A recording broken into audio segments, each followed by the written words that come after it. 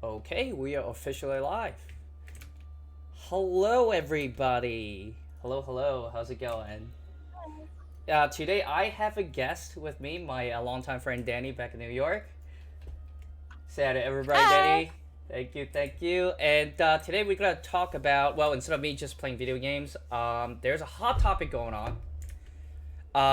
And it seems like there's another wave of people from WoW community going to Final Fantasy 14. And whenever I click on YouTube, there's just a lot of content about like, it's my first impression on 14, or I'm leaving WoW for 14, and I clicked a lot of those contents, and it's really exciting to see that the community of the game I played the most recently is it's growing, and but there's also like I feel like there's a big like a lot of lack of perspective here.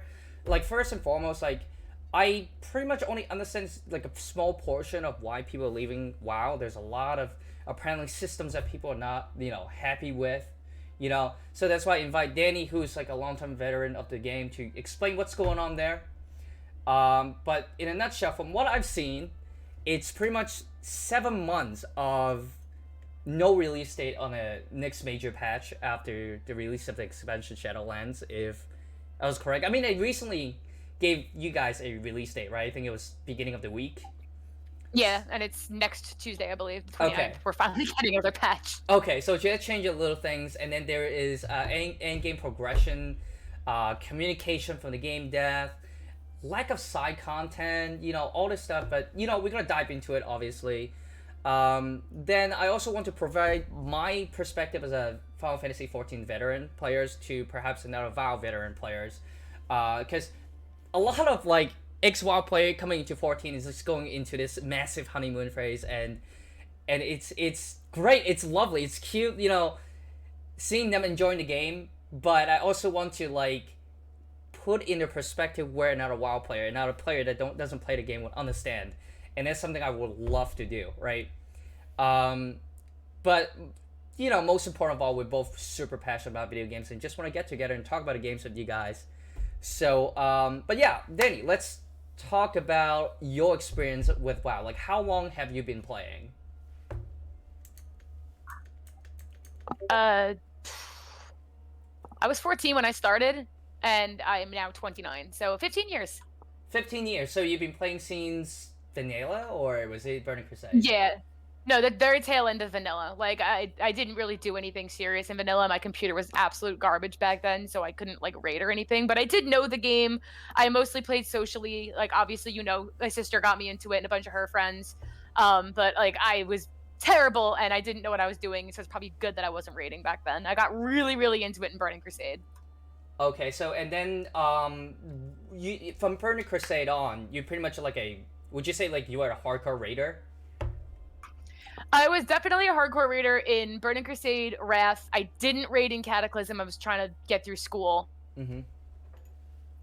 And then after Cataclysm, that would be Pandaria, which you said that is one of your favorite thing happened a while. I mean, we talked about the game before we go on live, and the way you talk about Pandaria, it's nothing but praise, pretty much. Oh, I do. So I personally loved the Asian aesthetic. I thought the zones were all really beautifully unique, and they all explored different aspects of this world they were trying to bring to life. I loved their original storyline. Actually, went really well. Like I was nervous about it at first because I was like, oh boy, like we didn't see this one coming. Like, oh, Garrosh is the villain, and it was actually done so well, especially as a horde player. Like getting to watch him become evil. Plus, like people even these days, people are starting to agree that class balance was at its peak back then. Every class felt unique and fun to play. We all had these all cool abilities to use, and then they pruned them all in the following expansion, and classes felt a lot more bland and similar to each other. They actually brought back class quests. Like warlocks had a quest to get like green fellfire in pandas. Like it was just so like at that point in the game, I think they were like everything was just at its best. I mean, obviously there were things that could be improved, that needed improvement, that they tweaked. But if I had to put WoW at its peak, I would personally pick Mists of Pandaria, and that used to be a really hot take. Yeah, so I've heard. Like, I remember when it first released, and people just like, "Oh, Pandaria, you're supposed to be a joke class back in Warcraft. What are they doing here?" But like, I mean, I actually came back to WoW during Legion, and it was my last time I played it, and I actually picked Pandarian, playing a monk, and I was the beginning. It was really nice, like where you need to actually go out to the world and choose a faction you want to join. And when I was leveling up all the way to Legion, when I was going through the zone in Mists of Pandaria, it's gorgeous. I mean, I remember going through, like, I forgot the name of the area, so excuse me, but like I remember I was flying over like a place like that looks like Great Wall, and I see like a lot of corruption. I don't know what's it called, but I also heard that the map actually changes as the story progresses in Pandaria as well, right? Yes, it did. It zoned you out if you got past a certain point in the story, which I guess that there's criticisms to be had there, but it felt really immersed as a player watching the world around you change. I think you were talking about the Dread Wastes, which is the Mantids, the big bug race. They live there, and as you progress further and further into their story, the zone completely changed. Okay, so we have chat saying that, oh, I want to see like pictures of the zone, so I'm just gonna like bring up Google. Oh yeah. Yeah, really quick. Yeah, see, yes, exactly what I remember. So I flew over the wall and I see the corruption outside, outside the wall. I mean, or inside the wall rather. It was stunning, but like it's such a shame because I feel like I joined so late that I never really get to experience the content over there. So it's pretty much dead zone. You know how it feels. It's just like Yeah, that was nothing but actually memories. insane. Awesome. Halfway through the expansion, when Garrosh went evil and he dumped the old god's heart into the pools, it completely and forever changed that zone. And I think in Battle for Azeroth, they were like, "We reversed it; it's normal again." But like for 3 expansions, that zone was a complete wasteland. You're still a current WoW player, right? Yes, but nowhere near as like dedicated as I used to be. I pretty much log in like once or twice a week, do some old content, do some dailies, hang out with my old buddies. I haven't raided in years. Wow, I see.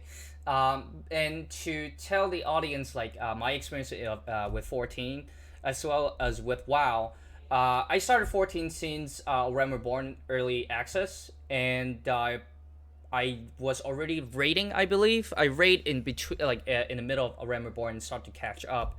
And I remember clearing the last boss of the entire expansion, which is the final Binding Coil of Bahamut. Um, I think it was like a week before like the next patch, and the next patch is supposed to give players buff to clear raids easier because it's at the end of the cycle of this expansion. That was super hyped, and then get to Heavensward. We'll talk about how amazing it is later, obviously, and I quit in the middle of Heavensward due to personal reason, and I skipped Stormblood, and then I started playing at Shadowbringers. And funny story, how I got back into it is because of the trailer that I was playing on my streams at the corner. I wanted to be detached from the game, but then I saw the trailer came out. It's when you see like the Final Fantasy 14 trailer, you see this like this character who's like a black hair male, looks like a warrior or different other classes. That's actually supposed to be you. That character is you, right? So I see myself, right, getting beat up by these angel-looking monsters. Nothing I'm doing is working. I'm a Dragoon main, and he turns to the Dragoon and get beat up. And he turned to, like, it says Warrior of Darkness. I was just like, wait, what's going on? I spend years playing this game as Warrior of Light, saving people, and what do you mean I just become, like, a Warrior of Darkness, I quit the game for, like, several years, and everything went to crap. I need to go back into the game and see it for myself. Turns out one of the best decisions I made when it comes to like video games, especially the story. Like I said, we'll talk about it later. And I'm still playing semi-hardcore. I'm still doing raids. As for WoW, I play Burning Crusade. I mean, I played with you and your sister for a little bit, but I've always been kind of like a solo player in all our games, even MMO. And then I went to Lich King, and then I stopped for a while, then went back in Cataclysm. Then at the last patch with the Dragon Souls, they dreaded 300 days of, just no content. I had to leave the game. Then I heard about War of Draenor. It's not good. But then Legion was great. Went back in. I really like Legion, to be honest with you. But if you don't have like a network or circle, it's kind of hard to find people to play harder content. So I quit the game again, and then eventually went back to 14. So I guess that would summarize our experience if our respective games that we kind of want to talk about today. But the first thing I definitely want to talk about, though, as we go into the next sessions, is what's going on with all the big name streamers, big time WoW player complaining about the end game progressions, right? I did a bunch of research. I did a bunch of term research. I am still not quite getting it. So I want you to just kind of have you break it down for me, and also maybe perhaps for other 14 players to understand. What is Mythic Plus? People generally seems like they love it, and then one moment they hate it so much they can't stand it. What is that? So Mythic Plus was designed sort of as a catch-up method. This whole method of playing actually did originate in Mists of Pandaria, but back then it was purely a cosmetic reward. So basically, they would take a 5-man dungeon, which if you've played WoW, you know that I think Final Fantasy XIV has a 4-man version of these little mini raids where it's designed for 5 people to be able to get together and do it without even knowing each other. It's a little bit difficult, but it's not the kind of thing you're gonna wipe to all day for progression's sake. Okay. And it's entry level stuff. You do 5-man dungeons when a first expansion comes, when it first comes out, and you get your starter gear from there, and then you start doing the 25-man raids, or 20-man now. Anyway.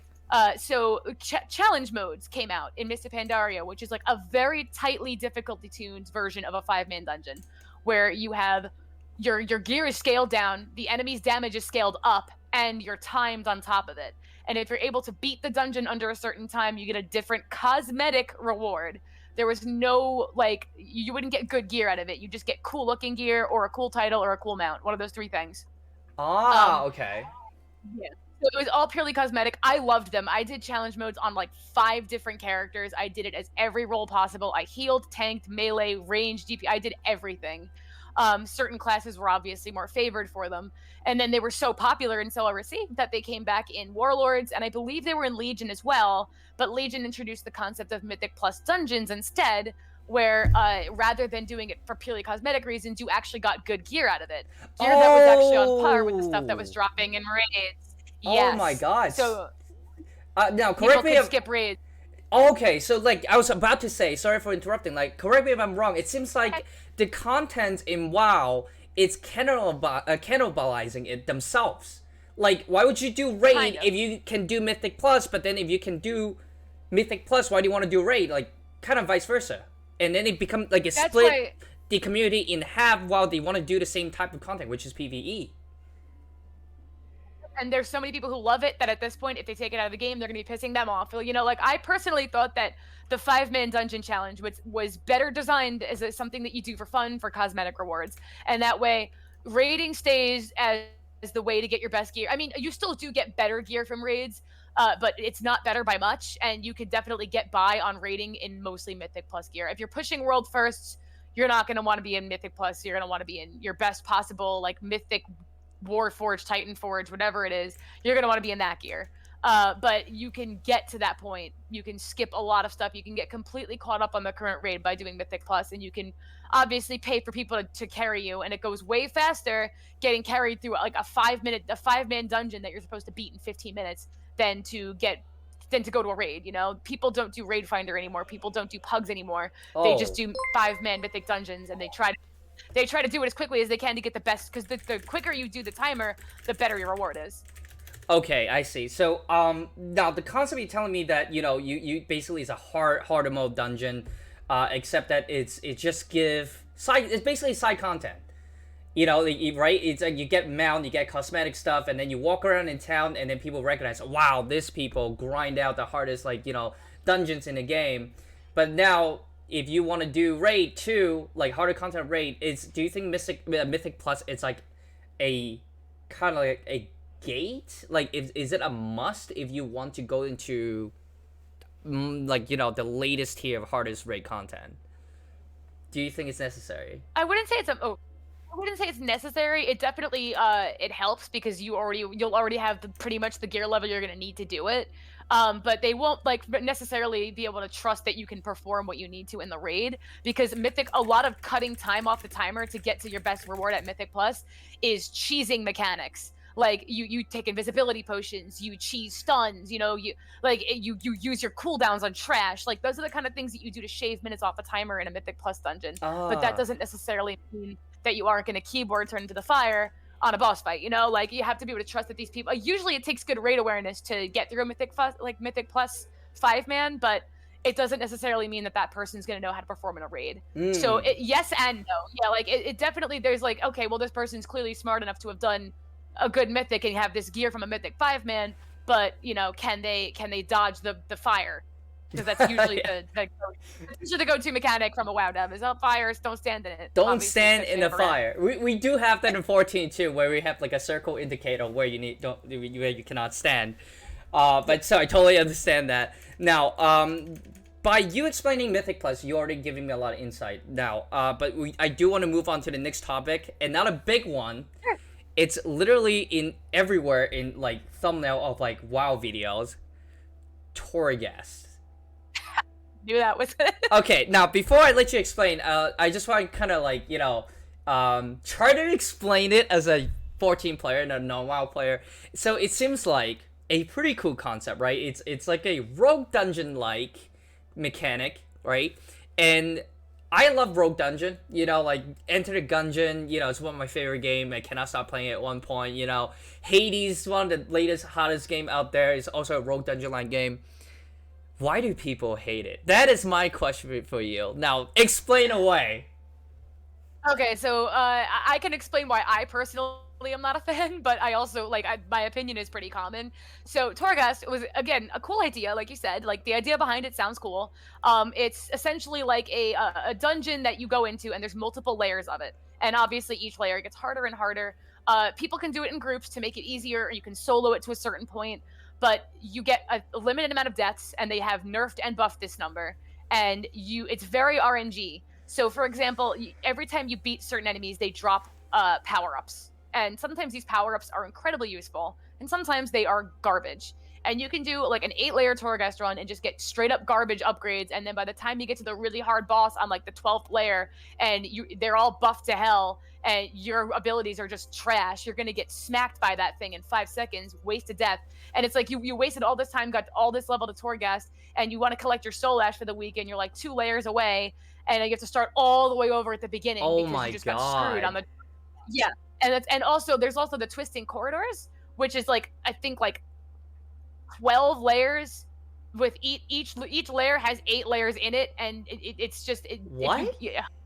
It gets to a point they actually did nerf that a little bit. It's nowhere near as annoying as it used to be, and they are changing Torghast again next patch, I believe. I didn't look at the notes too much because I'm mad at Torghast and I haven't touched it in months because it drives me fucking crazy. But Holy moly. yeah, Torghast is really unforgiving, and people are like, "Oh, you're just bad," and I'm like, "Well, yes, but also it's just not very well designed. Like, everything is RNG. You should be able to like." They have vendors where you can kind of buy powers you need too, so they did do something to counteract how bad the RNG can be. But even still, there's some that you can only get via drop. Okay, so now one thing I like about the Rogue Dungeon games, it's that no matter how not optimal the upgrades you get before you fight the final boss at the final floor, you can still kind of make do and find a way around it, as you can compensate with an individual player skill.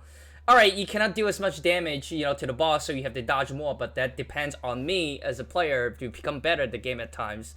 Or maybe you can find this really poor item, and then with another so-so item, and then create a new synergy and become a really good item at the end, or a combo to beat the boss. But you're saying that sometimes there's just no synergy between bad power-up that you picked up, and then and since it's an RPG game at heart, numbers do matter, and if your number is not big enough, you will die at the final floor? Yep, and it's just RNG to a certain point. Like pretty much like the first few layers, you can get away with having shitty power-ups because it's like you're so strong and your gear kind of carries you, and as long as you aren't, as long as you have some awareness, you'll be fine. But like there are power-ups where like you, for example, I play a mage, and there's a power-up where there's like these little critters. You know how critters in WoW, they're like little things with like 2 hit points.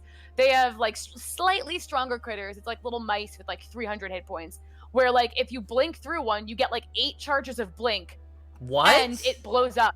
And it blows up and it kills, it like does like a crazy amount of AoE damage to everything around it. So a strategy I used to employ is I would gather up a whole group of enemies, which ordinarily if I get close to, I would get smacked around because I'm a mage.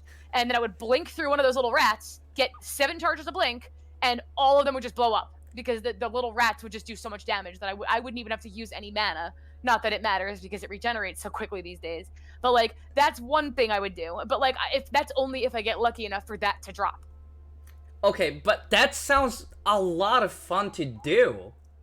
Yeah, it can be. That's why it's like I was mixed on Torghast, because at first I was like, this is so much fun. I can't believe people are complaining. And then I did a run where I got all the way to the boss of that weekly quest I had to get one of those dumb jailer memories. And I got so RNG screwed that by the time I got to the final boss, if I had gotten even one decent power up, I probably could have made up the difference in damage. But I just wasn't able to outdamage him killing me. And I got him down to like 12%, and then I ran out of deaths, and I was like, I'm not starting over. And that was one of the reasons why I took like a huge break from Shadowlands, because I was like, I hate Torghast. I'm not doing that anymore. And like, sometimes you can get a group, but even then, you have to rely on your group members to not be stupid too. So it's almost like a hindrance sometimes to have a group. Oh my lord! Now, yeah. How long does that take? So I never really did the twisting corridors. It's worth it because you can use a mount in the mall if you beat the twisting corridors. But I usually just tried to get my weekly soul ash cap. I used to. I don't even bother with that anymore. Now I mean, which is I think you can get out a week. Okay, now I mean like a Torghast run, like from start to finish. Like, how long is that gonna take? Well, each layer is different, but I'd say on average it takes like an hour or 2-ish. You know, I used to just listen to podcasts, and my podcasts are usually about an hour and a half long. And then if you die at the end of that, you have to spend that time to go back to finish your weekly. Yeah, which is why I didn't. Oh my lord! All the way back to the beginning, like NES difficulty. Now I see. And then if you get better one. Right. Now I also heard you mention Soash. That's something that I've also heard from other players talking about too. Is this some kind of endgame currency? Yes. So something that WoW has been doing pretty much since Legion is like there's this grindable like currency to power up a legendary, right?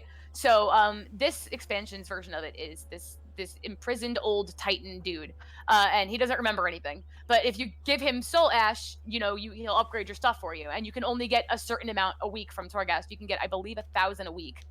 I know that it's got like a soft limit on it, and you need a certain amount, obviously. So it's just gated for the sake of being gated. You can't go over a certain amount, and even getting that amount can be a massive pain. Jesus. So that kind of reminds me of like the legendary weapon in Legion, which is like I said, last expansion I got, which I absolutely love. And I might be skipping a topic really quick here, but I love the legendary weapon over the red weapon system in 14, like miles away.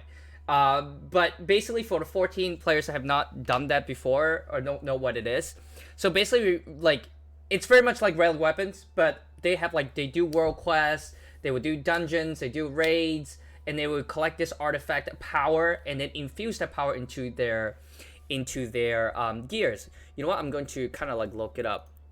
So like as you can see here, you can So once you gather like enough points, you can kind of infuse your weapon with those artifact power and unlock a skill, whether it's passive or active skills. And like you have to, typically speaking, of 3 tree skill. Some of them have 2, and depending on which skill tree that you have, it changes the appearance of your weapon. But not only that, within that, you can still change the appearance of your weapon like a glamour.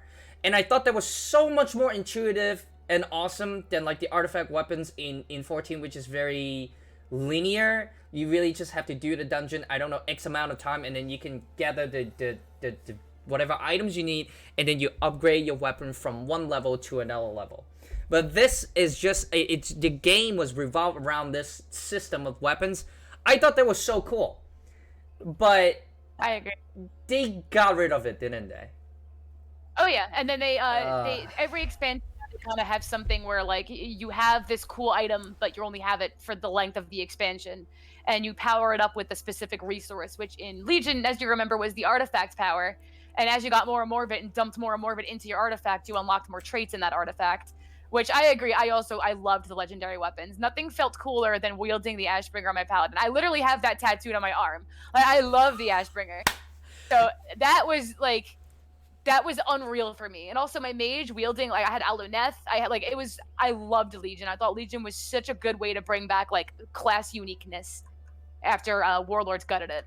yeah, there was like a class hall or something, and then like there's like an area where literally all the class would only that class could gather. And by the way, for people who don't play WoW, like I put it up on screen here, and this is what the Ashbringer looks like, and you can kind of change the appearance. I remember there's like a corrupted looking one that was so badass. And I remember Yeah. Storm one as well, which is like cracked, but it still like looks super powerful. I mean, like they were just so originally designed and such a new nice spin, and taking like classic weapons from the series that's been what ongoing for like 2 decades at this point. It's great. I can't believe they got rid of that. Yeah, it was like, oh, we have to give up our legendaries to heal the wound, and everyone was like, this is so like What? drive. Yeah, no, yeah, that's how they like the. It was basically written into the story that in order to heal the wound that Sargeras left in Silithus with his giant Sargeras sword, Right.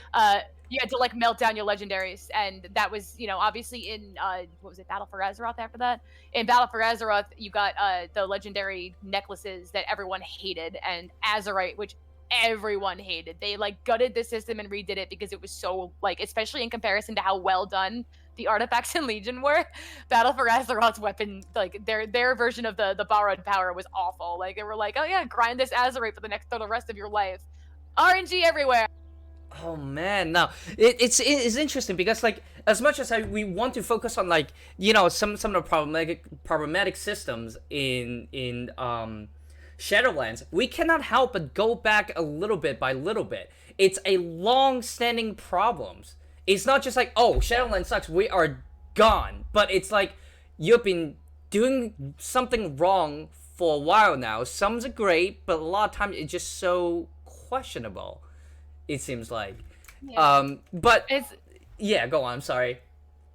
no, it's almost like we were hoping that like this version of the borrowed power mechanic with the jailer's memories might be more like the one from Legion, because the one in Legion everyone seems to agree was done pretty well, and then Battle for Azeroth was just a way to kind of break that system, not in a good way.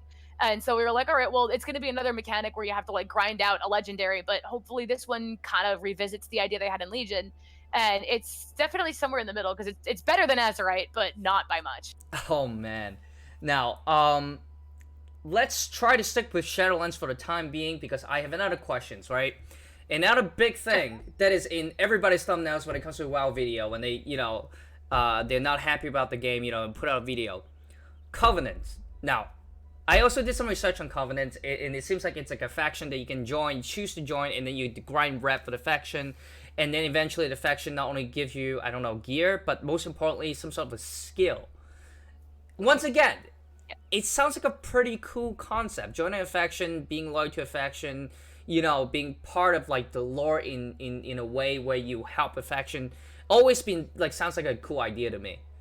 But what's wrong with it?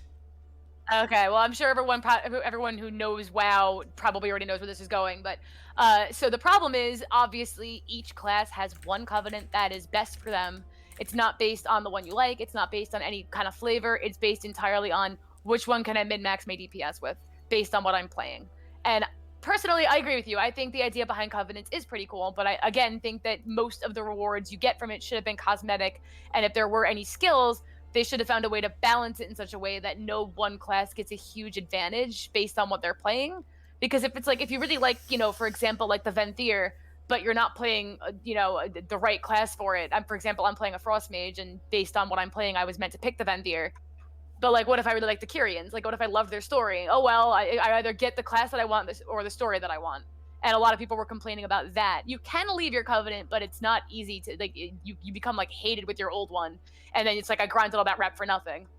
Oh man. Now, that also sounds like it's a kind of an illusion of choice. If there's always like a skill that fits your class the most, then you just have to throw the lore out the window. Yeah, exactly. And it's like, what if you think this covenant's really lame, but its ability is overwhelmingly beneficial to you?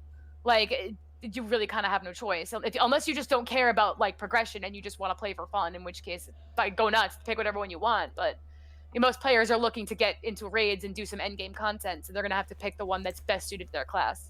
Ah, I see. Now, I think I have one more questions regarding the system here. Glyph and gems. Now, once again, let me try to explain it as a 14 player who have used to play WoW. Glyph, it's like a profession where you can create glyph from with items you craft it, right? And then you can use it to augment some of your skills. And you can you can choose, I think, 3 major ones and 6 minor ones at a time. Back in the day when it first released. Correct me if I'm wrong here.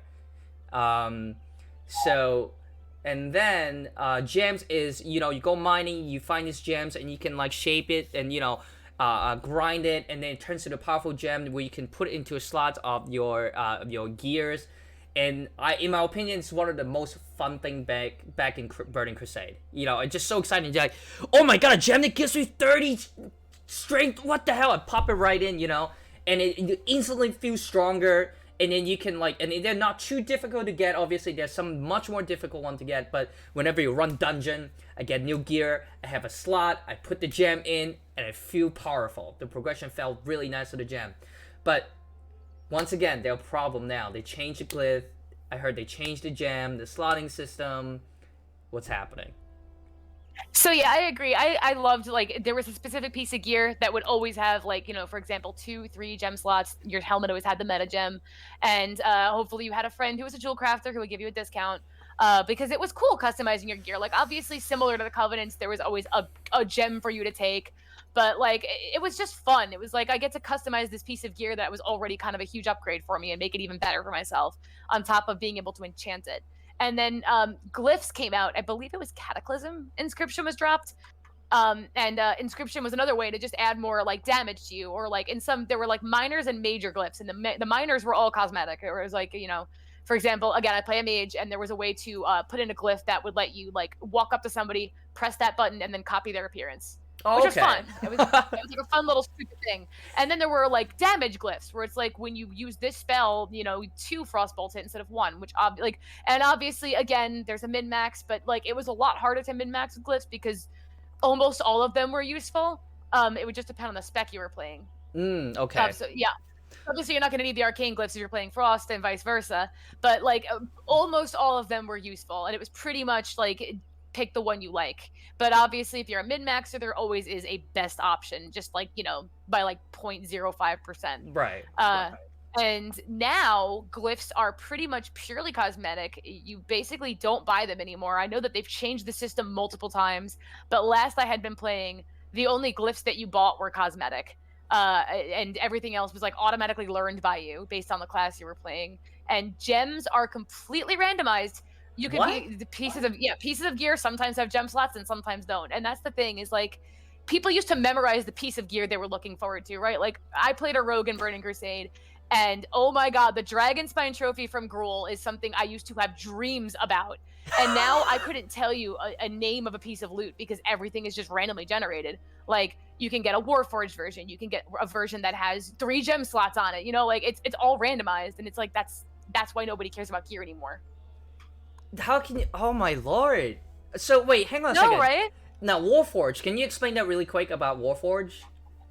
Yeah, so this actually was one of the things that started in Pandaria that ended up becoming not a good trend. But every now and then, a piece of gear that a boss would drop would be. It started, I think, in Throne of Thunder. It would be called Thunderforged, and it was a version of the gear that was just better. It was the Thunderforged version of a trinket, had better stats on it, or an extra gem slot or something. No, I think it was just better stats. I don't think it was an extra gem slot, because that would have made a huge difference. To the point where if the version of the trinket you wanted dropped, but it wasn't the Warforged trinket, some people might not even waste their DKP on it. They might just get disenchanted, which was something Blizzard was trying to avoid doing. They didn't want all the gear to get sharded. They wanted it to go to somebody. Mm-hmm. And that trend didn't die, because when I came back and I did a couple of like random raids in Battle for Azeroth, they were still Warforged gear was dropping, which started in Siege of Orgrimmar. Instead of Thunderforged, it was Warforged. And it was like, it was a cool idea, but it was like no one's gonna roll on the not Thunderforged version of that trinket. Okay, so DKP, I think this is like a MMO term. I don't think I've encountered that in 14 yet myself. But I don't know what is it stands for again?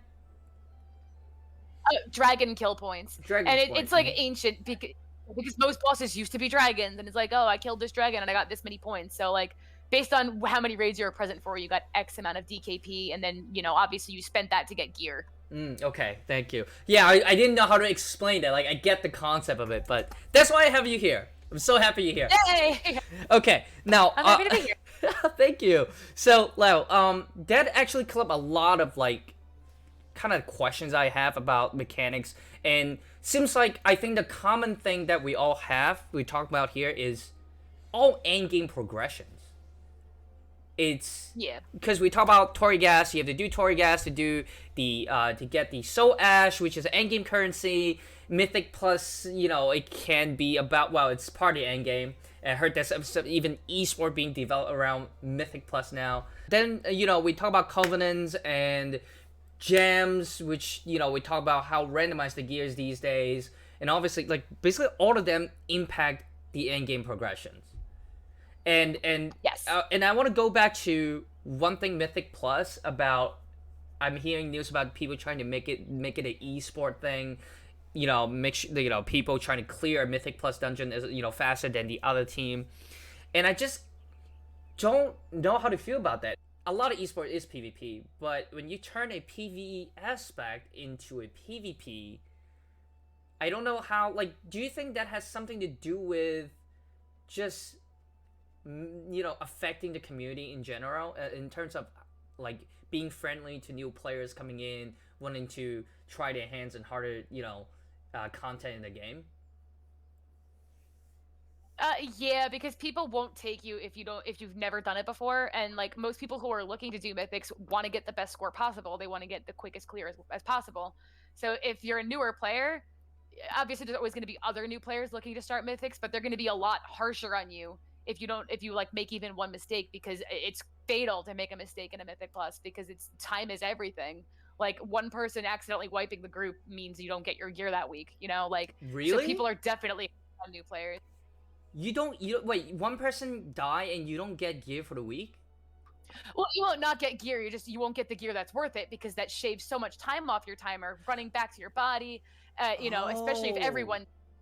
Yeah, it's. I know it doesn't sound like a lot, but like 15 seconds of running back to your body and resetting the pull and starting over takes a lot of time off your timer. Like, it's more than just 15 seconds. You got to rebuff. You got to wait for your cooldowns to come back up. Like, it's insane how crazy it is having one wipe happen. So one wipe, and then it will maybe downgrade your rank or whatever, your score, you know, at the end of dungeon, and then the loot, the gear you're gonna get is gonna get downgraded as well. So you're saying that all this time you spend, it'll be worthless. Then you just have to go back out after a wipe. Might as well just do the whole thing all over again. Yeah, you can. Most people do that. If you can recover from like one wipe, but if it's more than once, you have to restart it. The nice thing about that is that they're designed to be fast, so you don't lose that much time when you restart it. It's like you maybe lost like 10 minutes, but still, like, doing it over and over and over again is obnoxious. Like, no one wants to do that. Oh man, now before we move on to the next topic, I just want to look at chat really quick. I heard that Jenny just says that, hey, someone mentioned grinding Maple Story. Oh my god, I remember. Maple Story is so grindy when I first playing, but I remember trying again, and then it's just like, all of a sudden I get to level 50 with a blink of an eye. We have Homeman 420 said retail is so trash. Bart here saying that it sounds so intense with the Mythic Plus. Yeah, it really... Yeah, I don't think I can handle that kind of pressure. As much as I liked the high difficulty back in, I think, Cataclysm, when I first, like, you know, started playing Cataclysm again, the jump in difficulty was, it's something I enjoy, but not to this Mythic Plus level, for sure. Explode Gaming says, I quit WoW Retail, playing Classic, want to try 14. Oh my god, please keep watching. We're going to talk more about that. Tori, and then they said earlier Torghast is miserable. Oh my lord. I guess it's miserable. Big agree. Oh my lord. Okay. Hi heroes! Maid Plum here, your virtual maid at Pixel Pop Maid Cafe. If you liked our video, consider subscribing to us and giving us a like. Don't forget to follow us on Twitch. We have maid streaming every week. Pixel Pop, power up! You. I'm tired of you.